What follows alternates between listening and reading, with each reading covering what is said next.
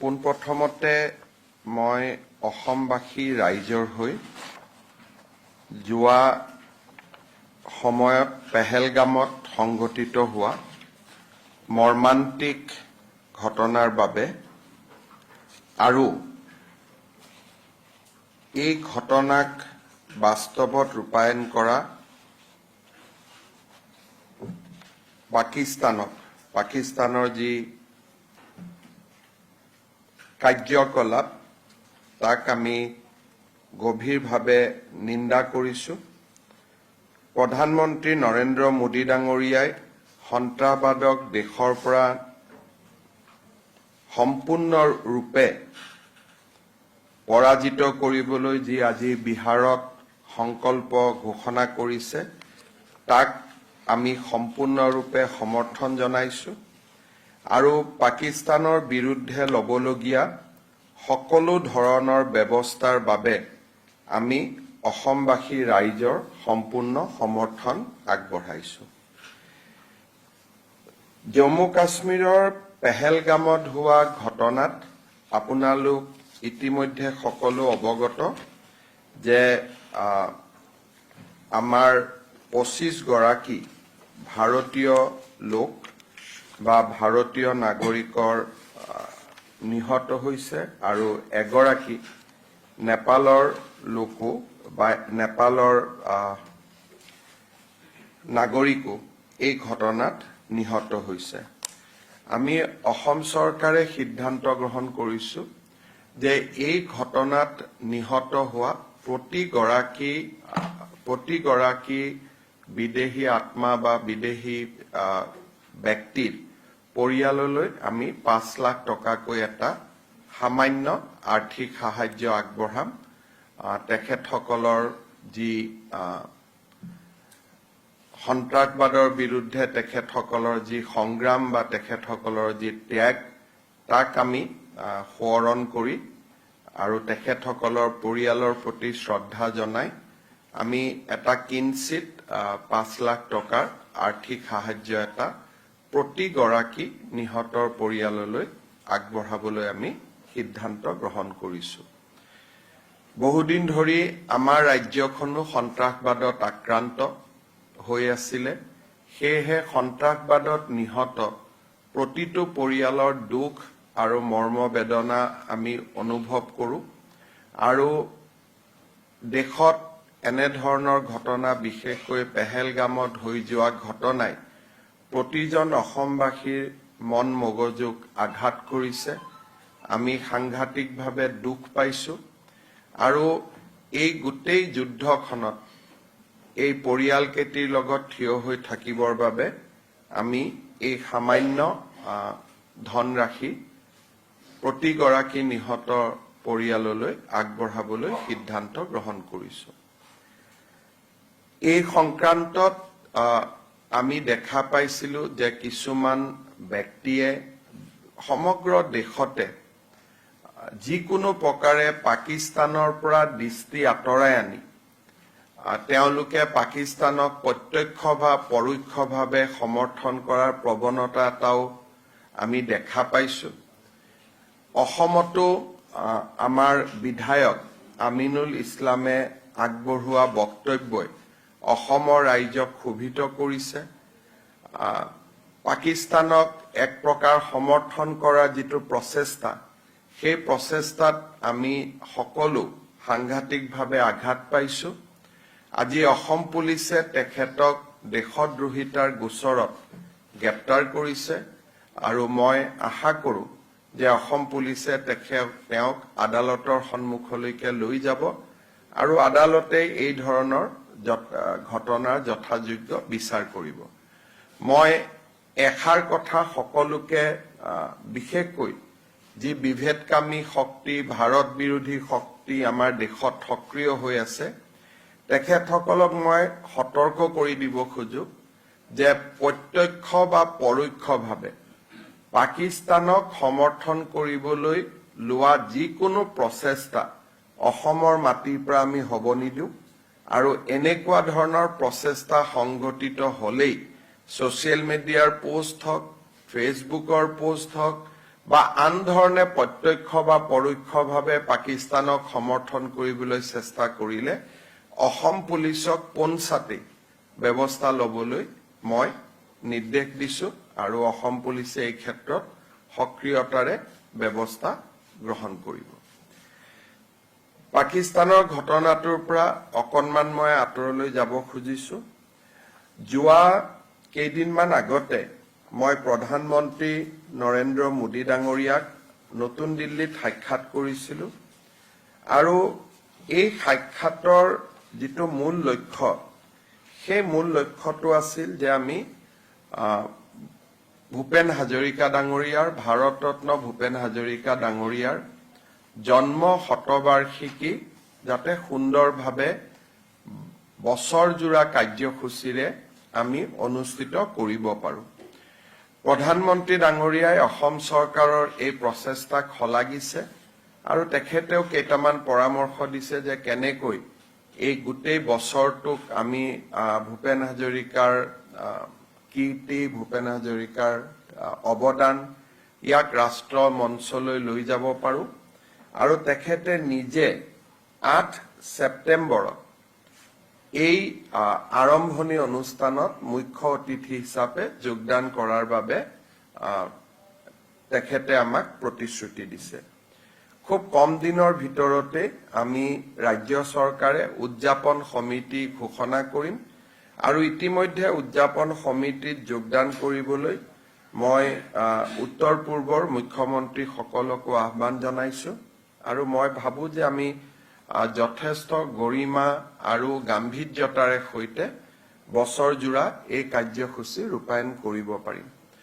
Doctor Bhupen হাজৰিকাৰ নামত reserve bank of India আৰু ভাৰতৰ বিত্ত মন্ত্ৰালয়ে যাতে এটা কইন বা মুদ্ৰা নিৰ্মাণ কৰে সেই তাৰ বাবে আমি ইতিমধ্যেই টেক আপ কৰিছো।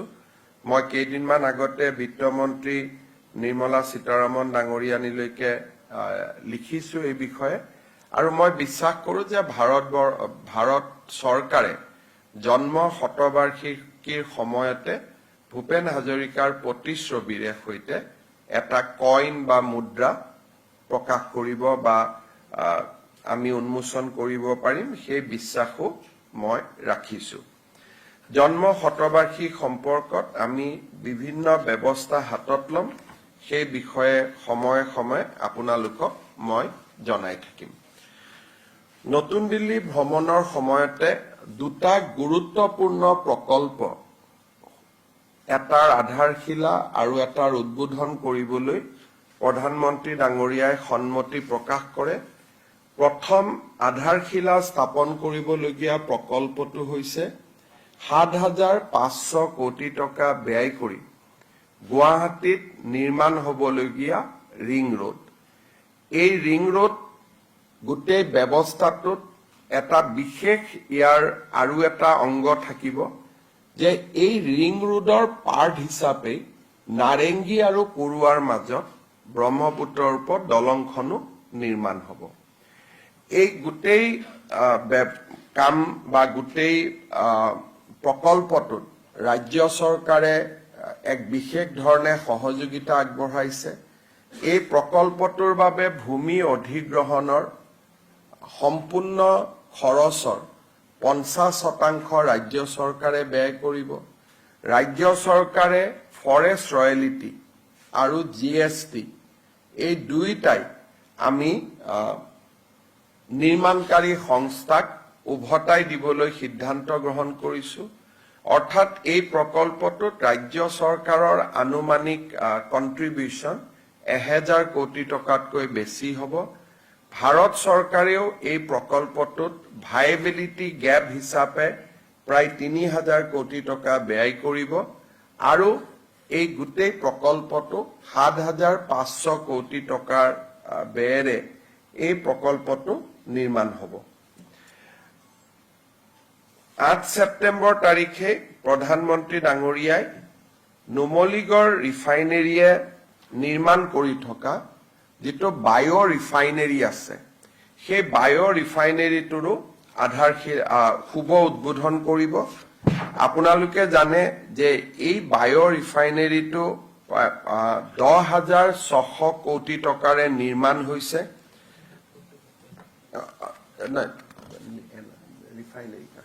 মই ফাৰ্টিলাইজাৰ কৈছো এই বায়ো ৰিফাইনেৰীটো 2019 চনত প্ৰধানমন্ত্ৰী ডাঙৰীয়াই নিজ হাতেৰে আধাৰশিলা কৰিছিলে আৰু এই বায়ো ৰিফাইনেৰীটোৰ জৰিয়তে বাঁহৰ ব্যৱহাৰেৰে ইথানেলৰ উৎপাদন হ'ব আৰু ভাৰতৰ ভিতৰতে এইটো প্ৰথম বায়ো ৰিফাইনেৰী হ'ব এতিয়ালৈকে ভাৰতত ভৱিষ্যতত বায়ো ৰিফাইনেৰী হ'ব কিন্তু এতিয়ালৈকে বায়ো ৰিফাইনেৰী প্ৰস্তুত হৈ উঠা নাই এই বায়ো ৰিফাইনেৰীটো এটা আমাৰ অসমৰ কাৰণে এক যথেষ্ট ডাঙৰ এটা মাইলষ্টন হ'ব 4,200 কোটি টকা ব্যয়েৰে ইয়াৰ নিৰ্মাণ কাৰ্য সম্পূৰ্ণ হৈছে এই বায়ো ৰিফাইনেৰীটোৰো প্ৰধানমন্ত্ৰী ডাঙৰীয়াই শুভ উদ্বোধন কৰিব অৰ্থাৎ 8 ছেপ্টেম্বৰত নাৰেংগী কুৰুৱাৰ দলং গুৱাহাটী ৰিং ৰোড বায়ো ৰিফাইনেৰীৰ শুভ উদ্বোধন আৰু ভূপেন হাজৰিকা জন্ম শতবাৰ্ষিকী এই আটাইকেইটা অনুষ্ঠানতে প্ৰধানমন্ত্ৰী মোদী ডাঙৰীয়াই অংশগ্ৰহণ কৰিব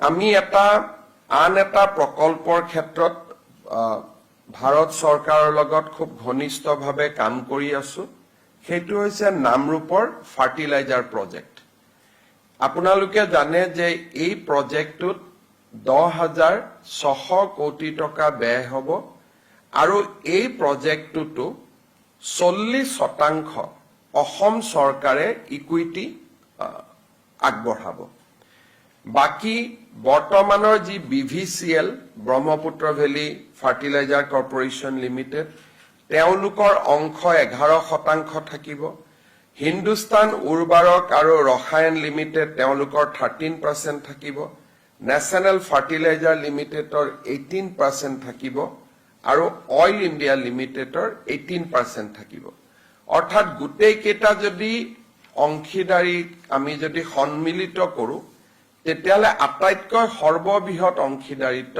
অসম চৰকাৰৰ হ'ব 40% আৰু দ্বিতীয় অংশীদাৰিত্ব হ'ব অইল ইণ্ডিয়া লিমিটেড আৰু NFL নেশ্যনেল ফাৰ্টিলাইজাৰ লিমিটেড 18 আৰু হিন্দুস্তান উৰ্বাৰক ৰসায়ন লিমিটেড ভাৰত চৰকাৰৰ এটা সংস্থা PSU তেওঁলোকৰ 13% আৰু বৰ্তমান BVCLৰ 11% অংশীদাৰিত্ব থাকিব আমি নতুন কোম্পানীটো কেনেকে হ'ব পাৰে তাৰ বিষয়ে ভাৰত চৰকাৰৰ লগত সঘনাই কথা পাতি আছো অসম চৰকাৰৰ লগত আলোচনা কৰি নতুন যিটো প্ৰকল্প হ'ব ভাৰত চৰকাৰে সেই কোম্পানীটোৰ নাম Assam fertilizer and chemical company limited নামে নামাকৰণ কৰিবলৈ সিদ্ধান্ত লৈছে তাৰমানে যিটো নতুন কোম্পানী হ'ব এই নতুন কোম্পানীটোৰ নাম হ'ব Assam fertilizer and chemical company limited এতিয়া মানুহৰ মনত প্ৰশ্ন হ'ব যে আগৰ BVCL টো কি হ'ব BVCL সমান্তৰালভাৱে চলি থাকিব অৰ্থাৎ পুৰণা যিটো ব্ৰহ্মপুত্ৰ ভেলী সাৰ কাৰখানা বৰ্তমান চলি আছে ভাৰত চৰকাৰে সেইটোকো বন্ধ নকৰাৰ সিদ্ধান্ত লৈছে অৰ্থাৎ নামৰূপত এতিয়া এটাৰ পৰিৱৰ্তে দুটা সাৰ কাৰখানা হ'ব BVCL টো চলি থাকিব আৰু আসাম ফাৰ্টিলাইজাৰ এণ্ড কেমিকেল যিটো কোম্পানী এইটো চলি থাকিব যেতিয়া নতুন কোম্পানীটো নিৰ্মাণ সম্পূৰ্ণ হ'ব তেতিয়া ভাৰত চৰকাৰে সেই সময়ত সিদ্ধান্ত ল'ব যে দুইটা কোম্পানী মাৰ্জ হ'ব লাগে বা নালাগে অন্তত 5-6 বছৰ BVCL সমান্তৰালভাৱে চলি থাকিব নতুন কোম্পানীটো BVCLৰ অংশীদাৰিত্ব থাকিব 11% আৰু তেওঁলোকৰ নিজৰ ফাৰ্টিলাইজাৰ এতিয়া যে প্ৰডিউস কৰি আছে 3 লাখ মেট্ৰিক টন সেইটো চলি থাকিব নতুন কোম্পানীটোৱে ফাৰ্টিলাইজাৰ কৰিব 12.7 লাখ তাৰমানে যদি দুইটা লগ লগাই দিও ই 15.7 লাখলৈকে ই আগবাঢ়ি যাব দেশৰ ভিতৰতে one of the largest fertiliser company ই হ'বগৈ এই কোম্পানীটোৰ জেভি এগ্ৰিমেণ্ট নতুন কোম্পানী ফৰ্ম কৰা এই গোটেই কামবিলাক বহুত দ্ৰুত গতিত আগবাঢ়ি গৈছে আৰু মই ভাবো যে নতুন কোম্পানীটোৰ কাম কাজৰ টেণ্ডাৰ আদিও ছেপ্টেম্বৰত প্ৰকাশ হ'ব আৰু ডিচেম্বৰৰ ভিতৰত এই নতুন সাৰ কাৰখানাটোৰো আমি কাম আৰম্ভ কৰিব পাৰিম সমান্তৰালভাৱে BVCLও যাতে আৰ্থিক সংকটত নপৰে সময়ে সময়ে ভাৰত চৰকাৰে তাতো পুঁজিৰ যোগান ধৰি থাকিব যাতে পুৰণা কোম্পানীটো বন্ধ হৈ নাযায় নতুন কোম্পানীটো নিৰ্মাণ হয় আৰু 5-6 বছৰ পিছত সিদ্ধান্ত লোৱা হ'ব যে পুৰণা নতুন দুইটা একে হৈ যাব নে দুইটাই সমান্তৰালভাৱে আৰু কিছুদিন চলি থাকিব তাৰমানে অসমৰ কাৰণে দুটা ভাল খবৰ BVCLও চলি থাকিব আসাম ফাৰ্টিলাইজাৰ এণ্ড কেমিকেল যেটো নতুন কোম্পানী হেতু চলি থাকিব বৰ্তমান পৰৱৰ্তী সময়ত তাৰ সিদ্ধান্ত হ'ব নতুন কোম্পানীটোত BVCLৰ 11% অংশীদাৰিত্ব থাকিব অসম চৰকাৰৰ 40% অংশীদাৰিত্ব থাকিব এই দুইটা কথা আমাৰ খুব বিশেষকৈ বায়ো ৰিফাইনাৰী নামৰূপৰ সাৰ কাৰখানা এই দুইটা কথা খুব সুন্দৰভাৱে আগবাঢ়ি গৈছে এডভান্টেজ অসমৰ সময়ত আমি আদানী গ্ৰুপৰ লগত 50,000 কোটি টকাৰ বিনিয়োগৰ কথা পাতিছিলো তেওঁলোকেও খুব ইন্টাৰেষ্ট লৈছে তেওঁলোকেও মোক প্ৰতিশ্ৰুতি দিছে যোৱা 10 দিনত দুবাৰকৈ তেওঁলোকে আহি মোক সাক্ষাৎ কৰিছে যে অক্টোবৰ মাহৰ ভিতৰত তেওঁলোকে গুৱাহাটী বিমানবন্দৰৰ শুভ উদ্বোধন কৰিব হিদিনাখনেই তেওঁলোকে গুৱাহাটীৰ এৰো চিটিৰ কাম নতুনকৈ শুভ আৰম্ভণি কৰিব আৰু অসমত যদি অসম চৰকাৰৰ লগত আমি প্ৰকল্প মাটি বাৰী দিব পাৰো তেতিয়ালে তেওঁলোকে বাকি থকা 40,000 কোটি টকাও এয়াৰপোৰ্ট এৰো চিটি 10,000 কোটি টকা বাদ দি বাকি 40,000 কোটি টকাও তেওঁলোকে খুব সোনকালে ব্যয় কৰিব খুজিছে ঠিক তেনে ধৰণে আমাৰ এডভান্টেজ অসমৰ সময়ত স্বাক্ষৰিত হোৱা ভাৰত চৰকাৰৰ দুটা প্ৰজেক্ট খুব দ্ৰুত গতিত অনুমোদনৰ ফালে আগবাঢ়ি গৈছে এটা হৈছে গুৱাহাটী আৰু শিলচৰৰ মাজত 25,000 কোটি টকাৰ নতুন গ্ৰীনফিল্ড হাইৱে গ্ৰীনফিল্ড তাৰমানে পুৰণা ৰাস্তা নহয় সম্পূৰ্ণ নতুন ৰাস্তা হ'ব বৰাপানীৰ মাজেৰে গৈ পাঞ্চগ্ৰামত উঠিব হিউ খুব এটা অনুমোদনৰ দিশত তীব্ৰ গতিত আগুৱাই গৈছে আৰু নুমলীগড় আৰু গহপুৰৰ মাজৰ টানেলৰ অনুমোদনৰ দিশতো খুব আগুৱাই গৈছে গতিকে এই গোটেইখিনি যদি হৈ যায় তেতিয়াহলে ডিসেম্বৰ মাহৰ ভিতৰতে প্ৰায় 1 লাখ কোটি টকা এডভান্টেজ অসমত ঘোষণা কৰা প্ৰায় 1 লাখ কোটি টকা আমি ধৰাতলত দেখিব পাম হয়তো অলপ বেছিও হ'ব পাৰে যদি কাছাৰৰ ৰাস্তা হয় 25,000 নুমলীগড় 12,000 25 বাৰে 37,000 আদানীৰ 50,000 87,000 নামৰূপৰ সাৰ কাৰখানা 10,000 তাৰমানে 97,000 আৰু কেইবাটাও প্ৰকল্পৰ বা উদ্যোগৰ লগত আমাৰ কথা বতৰা চলি আছে প্ৰায় ডিসেম্বৰ মাহৰ আগতে 1 লাখ কোটি টকাৰ প্ৰকল্পৰ কাম আৰম্ভ হৈ যাব বুলি আমি আশা কৰিছো মানে উল্লেখ কৰাৰ কাৰণ এইটোৱে যে ভাৰতত যিমান ইণ্ডাষ্ট্ৰিয়েল সামিট হৈছে ইমান স্পিডত লগে লগে গতি লাভ কৰা আমি অসমে এটা উদাহৰণ হ'ব গৈ আছে আৰু প্ৰধানমন্ত্ৰী ডাঙৰীয়া আৰু গৃহমন্ত্ৰী ডাঙৰীয়াই নিজে যথেষ্ট দিল্লীৰ প্ৰায় তেওঁলোকে কাম কৰি আছে তেওঁলোকে সকলোকে ইনস্পায়াৰ কৰি আছে যাতে অসমৰ ঘোষণাখিনি বাস্তৱত ৰূপায়িত হ'ব পাৰে এইখিনি কথাকে শেয়াৰ কৰিব কাৰণে আপোনালোকক মাতিছিলো কিবা যদি গোটেই কেটা বিষয়ৰ ওপৰত আপোনালোকে সুধিব খোজে সুধিব Sir, if you can repeat in English in gist. People of Assam is extremely angry with the recent terrorist attack in Pahalgam. Although no one from Assam has died in the terrorist attack, but still people of Assam is extremely angry. we are with Prime Minister Narendra Modi. Whatever decision he will take to root out, to completely wipe out terrorism and militancy from the soil of India, we will completely support him, we will stand behind him. Assam is one of the states who has been the worst sufferer of terrorism and militancy. We have seen this kind of massacre in the past, so we can feel the grief, we can feel the pain of the families who has lost near and dear one in the Pahalgam massacre. Assam is a very, Assam is not a very huge economically rich state, but at the same time, as a token of gesture, as a token of solidarity, Government of Assam has decided to extend a sum of rupees 5 lakhs to each and every family whose near and dear one has been killed in the massacre.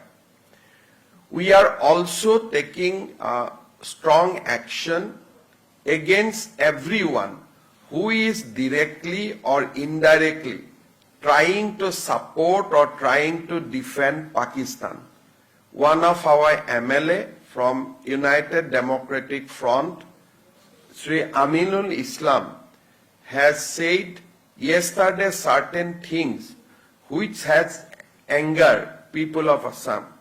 I have reviewed the video and I have seen that that video has been posted in a manner to defend Pakistan in the terror in Pakistan and in its complicity in the terrorist attack.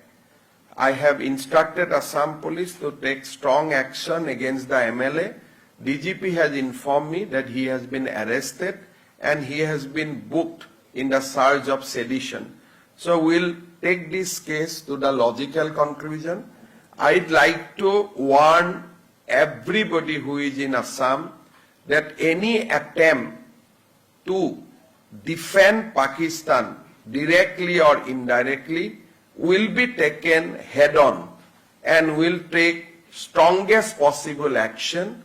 The action against the MLA is one such example, but we can go further and we'll hunt down each and everybody, whoever try to support directly or indirectly Pakistan, and this is what we have conveyed in strongest possible terms to my police and also to the other law enforcing agencies. India has revoked visas of Pakistani nationals, but given the fact that in the past also people like David Hadley have been in India on a foreign visa and long-term visa, there are many people who have long-term visas in India and have multiple entry visa for Pakistan. So these people also come under strict scrutiny. I think this question should be posed to the government of India. This is a delicate time. I don't want to comment anything. Government of India is proceeding with a clear-cut strategy. So we should not comment on that. We should leave it to the Honorable Prime Minister. Sir, in the view of the Pahalgam attack, is Assam government considering a review of the security arrangements along the tourist attractive places in Assam? We are also concerned about Bangladesh and recent hobnobbing between the Bangladesh and Pakistan. So we have alerted our security agencies to take a watch whatever is going on across the border and also remain vigilant. However, we directly do not share any land borders with Pakistan. So that is why I think our concern in regard to Pakistan will be, it may not be that high in compared to the state of Kashmir or Punjab or Rajasthan or Gujarat. However, we are remain alert and will remain alert. সাংসদ গৌৰৱ গগৈ পাকিস্তানত 15 দিন আছিল বুলি আপুনি কৈছিল কেনেকৈ কৈছিল কিবা I have not named anyone. but a important functionary of Congress Parliamentary Party who happens to be MP from Assam has stayed 15 days in Islamabad without informing government of Assam or government of India. He has crossed over to Pakistan through the Atari border in order to avoid normally when people go to airport, there are a lot of attention. So in order to avoid the attention, he has used the land border. He has used that Atari road. I am not name anyone, but this matter is under investigation of SIT. We have got certain important evidence that the wife of MP used to receive salary from Pakistan for good 3 years. She was working in Delhi, but her salary used to came from Pakistan. So these evidences are already with us. We have examined the various staff of that organization. Everybody has confessed, yes, that is true. We have statements. However, in the month of June, July, we are going to discuss this thing with the Honorable MP. Assam Police SIT will meet the MP as well as his family to have his point of view, and then report will be submitted before September. But it is a fact that he spent good 15 days in Islamabad without informing Government of India and Government of Assam. He has also made a dubious trip to Nepal during that period of time. You all know that ISI was very active in Nepal at that point of time. So back to back, a travel has also been seen to Nepal. We have examined, there was no public engagement reported. It was mostly a clandestine visit. So we'll also try to join the knots whether the visit of Pakistan and Nepal has any connection or it was just the two independent visits. So all these matters are very, very serious, involving national security. And by September, SIT will bring out the report before the people. অলপ অসমীয়াত ক'ব নেকি? মই কোনো সংসদৰ নাম ক'ব খোজা নাই। অসমৰ এজন সাংসদে 15 দিন ইছলামাবাদত থকাৰ তথ্য অসম চৰকাৰৰ হাতত আছে। ৰাইজৰ চকুৰ পৰা আঁতৰি পাঞ্জাবৰ আটাৰী বৰ্ডাৰ পোষ্টেদি MP গৰাকী পাকিস্তানত গৈছিলে। গেটৰ আনপাৰে কোনে তেওঁক ৰিচিভ কৰিবৰ কাৰণে ৰখি আছিলে, কিহৰ কাৰণে? Islamabad is a journey of long journey from Attari. কোনে তেওঁক ইছলামাবাদলৈকে লৈ গ'ল আৰু তাত কি কৰি আছিলে, এই বিষয়ে আমি জানিবৰ কাৰণে চেষ্টা কৰি আছো। দ্বিতীয়তে, সেই সময়ছোৱাতে তেখেতে নেপাললৈ গৈছিল আৰু সেই সময়ত নেপাল ISIৰ যথেষ্ট এক্টিভিটি আছিলে। নেপালত তেওঁৰ কোনো পাব্লিক এংগেজমেণ্ট আমাৰ নটিচত নাছিলে। হলিডেৰ কাৰণে গ'লে ইউজুৱেলি ফেমিলিৰ সৈতে যায়। It was a individual trip. দুইটা ট্ৰিপৰ কিবা সম্পৰ্ক আছে নেকি তাকো আমি চাব চেষ্টা কৰি আছো। তৃতীয়তে, তেখেতৰ পত্নী পাকিস্তানত কাম কৰিছিল। তেখেত নতুন দিল্লীলৈ আহে আৰু আন এটা অনুষ্ঠানত যোগদান কৰে। কিন্তু নতুন দিল্লীত কাম কৰি থকা অনুষ্ঠানটোৰ এনেকুৱা এটা অনুষ্ঠান যে তেওঁলোকলৈকে পাকিস্তানৰ পৰা প্ৰতি মাহে টকা আহে আৰু সংসদগৰাকীৰ পত্নীক সেই টকাৰে দৰমহা দিয়া হয়। এই গোটেইখিনি কথা ডকুমেণ্টছ, বেংক একাউণ্টছ সকলো অসম পুলিচৰ হাতত আছে। আৰু সংস্থাটোৰ পৰিচালকসকলক আমি যেতিয়া ইণ্টাৰোগেট কৰিছিলো, তেওঁলোকে কৈছিলে যে এই ব্যক্তিগৰাকীক চাকৰিত লোৱাৰ আমাৰ কোনো প্ৰয়োজনীয়তা নাছিল, সেইকাৰণে আমি কোনো টকা খৰচ কৰিব খোজা নাছিলো। তেতিয়া পাকিস্তানৰ পৰা আমাক কোৱা হৈছিল যে গোটেই দৰমহাটো আমি দিম, আপোনালোকে তেওঁক চাকৰিত ৰাখক। এই গোটেই কথাখিনি ৰেকৰ্ডত আছে। গতিকে ছেপ্টেম্বৰলৈকে মই ভাবো আৰু বহুত কথা পোহৰলৈ আহিব। SITৰ ইনভেষ্টিগেশ্যন ৰিপৰ্ট আমি সদনৰ সন্মুখতো ৰাখিম, সাংবাদিকসকলৰ সন্মুখতো ৰাখিম। যিমান দূৰলৈকে পাৰো আমি তদন্ত কৰিম, আৰু যিমান দূৰলৈ আমি নোৱাৰো ভাৰত চৰকাৰৰ কোনোবা এটা সংস্থাক ফাৰ্ডাৰ তদন্তৰ আমি দায়িত্ব হয়তো দিবলগীয়া হ'ব পাৰে। মই ক্ষেত্ৰতে তেওঁ নিজেই ৰাজনীতি কৰা মানুহ, তেওঁক কোনে সহায় কৰিব? এতিয়া পাকিস্তানৰ কোনোবা ৰাজনীতিবিদে সহায় কৰিছিল নাই কৰা সেইটোতো মেটাৰ অফ ইনভেষ্টিগেশ্যন। আৰু মই নিশ্চিত যে কংগ্ৰেছ দলকো তেওঁ এই গোটেই কথাটো জনোৱা নাই। গতিকে ইয়াত মই বাকী কোনো কংগ্ৰেছ লিডাৰক টানিব খোজা নাই। জুন জুলাই মাহত তেওঁৰ পত্নীক কিবা নাই, চবকে সুধিম, স্বামী পত্নী আমি চবকে সুধিম, কাৰণ আমি তেখেতসকলক নুসুধাকৈতো একপক্ষীয়ভাৱেতো একো এটা ৰুলছ নেচাৰেল জাষ্টিচ, কিবা এটা অভিযোগ কৰাৰ আগতে দুইজনৰতো ভিউজটো ল'ব লাগিব। গতিকে আমি ডেফিনেটলি কথাটো পাতিবই লাগিব।